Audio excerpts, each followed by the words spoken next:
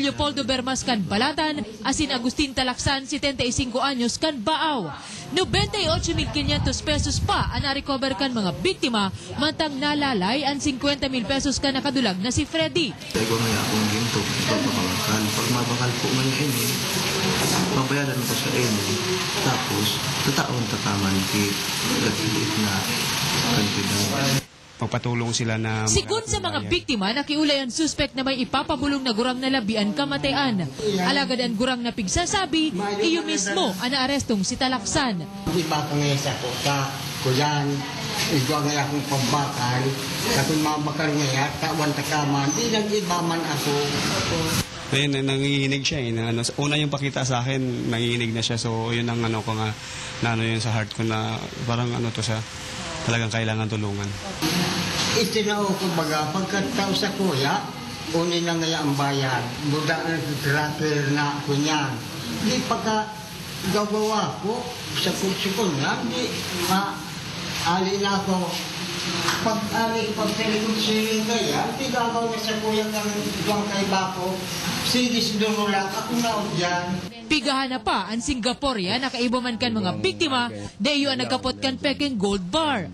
Kasong swindling ang kinahampangkan mga suspect ngunyan.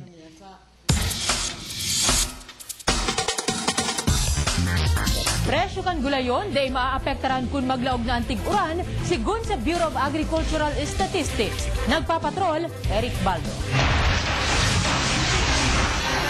Sa merkado publiko kan syudad ni Legazpi, maniba-ibang klase ng gulayon ang pigtitinda. An iba mga Baguio vegetables, matangan iba mga locally produced. Indikasyon ini sigun sa Bureau of Agricultural Statistics, bastante ang supply ng gulayon sa rehiyon. Nangangahulugan man ini sigun sa ahensya day malako ang presyo kan mga gulayon. Sa ibong kampiganti si parang paglaog kan tag-uran.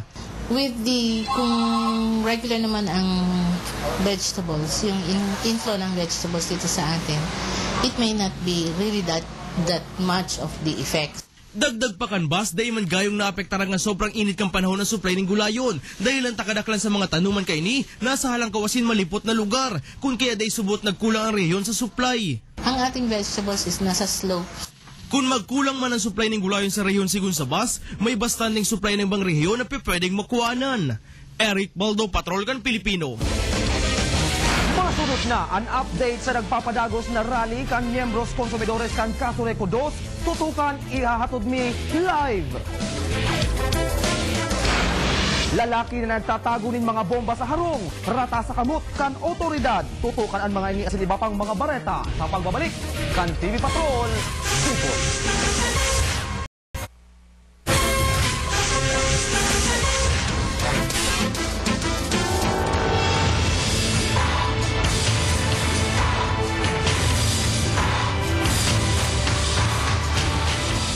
Sinabayanin rin ibong miyembros konsumidores kan Casureco 2 at indignation rally kontra sa kooperatiba ngunya na Aldao. Ini sa ibong kan pighagad na Temporary Restraining Order o TRO kan Casureco kontra sa sinambit na aktibidad.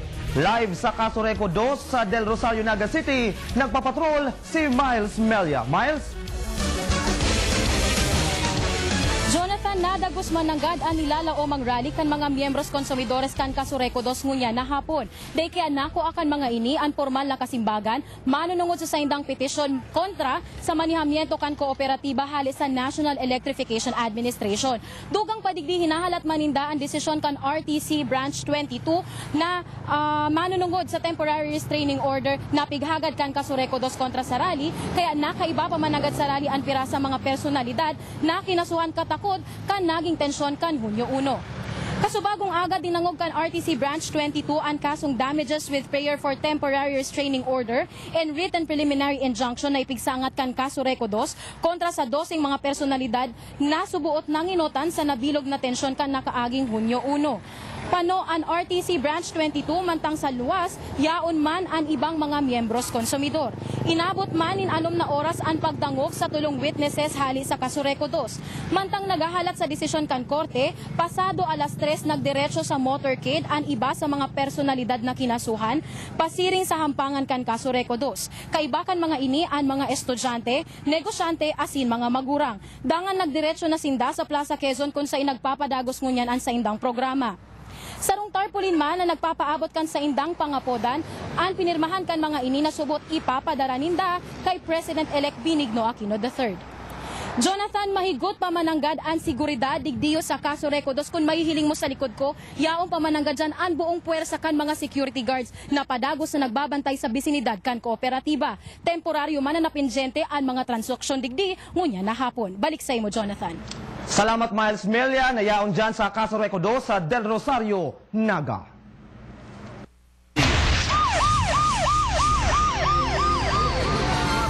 Lalaki na nagtatago nin mga bomba rata sa kamutkan otoridad mantang nagsasagibunin combat operation ang 42nd Infantry Battalion sa kinahulugan Lagunoy, Camarines Sur. Nagpapatrol, Kate De Lovieres. Sa kamutkan otoridad ang 48 anyos sa Sinuel Alarcon kan kinahulugan Lagunoy, Camarines Sur. Dakop ini mantang nagsasagibunin combat operation ang 1st Squad 2nd Platoon kan 42nd Army Infantry Battalion sa lugar bandang alas 5 Miyerkules nin hapon. Si Alarcon ang subot isinumbungkan sarong tipster sa otoridad na may itinatago ininin mga bomba sa saindang residensya. Ang katotohanan niyan, ang mga sambayanan ay sawang-sawa na rin sa kanila, no? Kasi sila kahit maliliit na magsasaka, kinukuha na ng pera, ng bigas. Kaya yung mga tao ngayon ay sawang-sawa na sa ginagawa ng mga NPAs na to.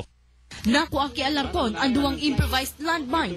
Tubod ang army miyembro kan NPA sa lugar si Alarcon, nasaro sa mga sospek kan panga-ambush sa grupo ni First Lieutenant Miguel Logroño Jr. kan Mayo 29 sa Bicalen Presentasyon. Initially, ang kasong i-final namin kay Noel Alarcon ay illegal possession of explosives. Pero siya ay isasama namin sa pag-file ng murder cases kinatungkol kina Lieutenant Logroño. Ipig-turn over kan Army si Alarcon sa Lagunoy PNP. Alas 12 kasubang udto, dagos na ining idinara sa BJMP Tigaon. Kate De Lovieres, Patrol kan Pilipino. Nagkapirang residentes kan Barangay Bagakay sa siyudad ni Legazpi nahahandal dahilan sa insidente ng gang rape sa lugar. PNP nagpatanid man manungod sa pagburutuan kan siring na insidente kung saan imbuelto ang mga nakamotorsiklong suspetsado. Nagpapatrol, Linya Black. Takot ang namamatayan ngunyan ka nagkapirang residente sa Barangay Bagakay siyudad ni Legazpi. Dahil kaya nida piglalauman na sa matuninong na barangay na ini sa sur na parte kan siyudad, mangyayari man ang sarong krimen na nadadangog sa naninda sa mga bareta.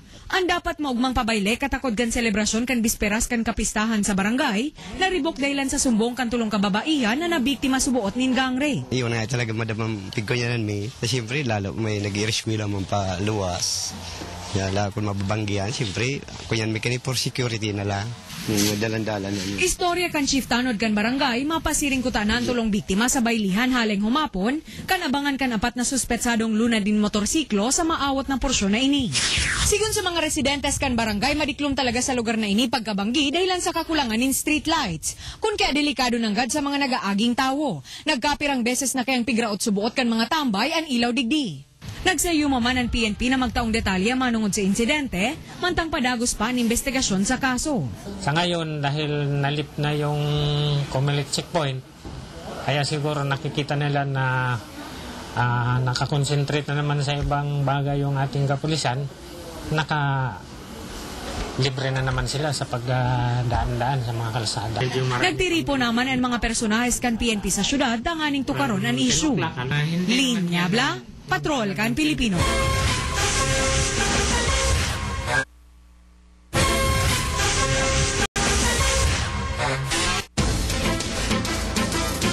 PBB housemate as in Miss Iriga 2010 official candidate na si Linda Backland naghagad dispensa huli sa pananapak niya kay Dominic Lagrimas. Uyan eksklusibong report.